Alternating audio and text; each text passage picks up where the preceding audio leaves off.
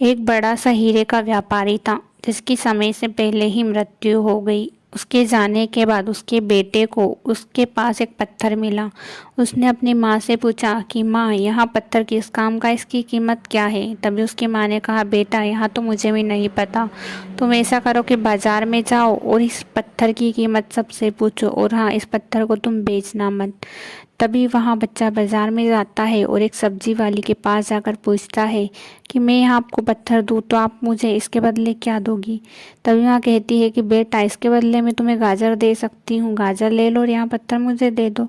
बेटा आगे बढ़ता है, थोड़ी दूर जाता है तो वहाँ एक किराने की दुकान वाले के पास जाता और कहता है, भाई आप इस पत्थर के मुझे कितने रुपए दोगे।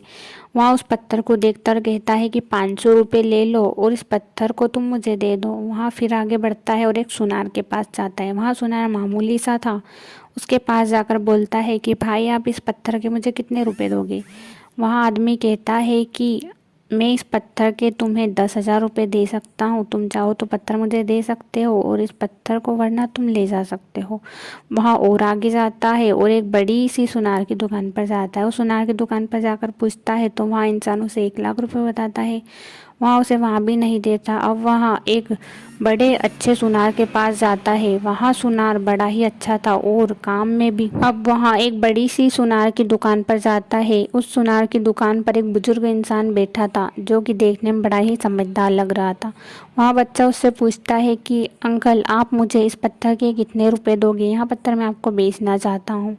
अब वहाँ सुनार उस पत्थर को बड़ी गौर से देखता है। देखने के बाद उस बेटे के पास आता है और कहता है, अरे बेटे, तुम यहाँ पत्थर लाई कहाँ से हो। वहाँ कहता है, मेरे पिताजी का है। वहाँ कहता है, बेटे, इसकी कीमत जानकर तुम हैरान हो जाओगे, इसकी कीमत करोड़ों की है। यहाँ बाज़ारों में बड़ी ही मुश्किल से मिलता है और तुम इसे कहाँ से लाए।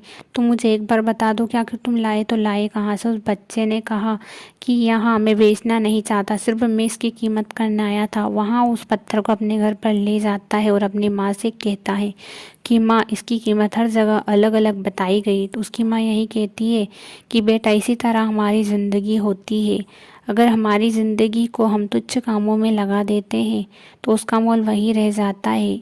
हमारी ज़िंदगी भी एक हीरे की तरह होती है, लेकिन हम उसे पहचान ही नहीं पाते। कई लोग अपनी ज़िंदगी को छोटे छोटे कामों में लगा देते हैं। जैसे कि शुरुआती में तुम गए थे तो इसका मोल सिर्फ गाजर के मोल के बराबर था, लेकिन बाद में तुम्हें पता चला कि यहाँ हीरा है। इसी तरह हमारी ज़िंदगी होती है, हम छोटे छोटे कामों में लगा कर उसे ख़त्म कर देते हैं, लेकिन हम अपनी ज़िंदगी में सही से पहचान ही नहीं पाते कि हमारी ज़िंदगी कितना बड़ा हीरा है। इसलिए कीमती समय को अपने सही काम में ज़रूर लगाएं और उम्मीद है कि आपको भगवान सद्बुद्धि दे कि आपकी ज़िंदगी आप इस तरह लगाएं कि आप हीरे की तरह निखर जाएं।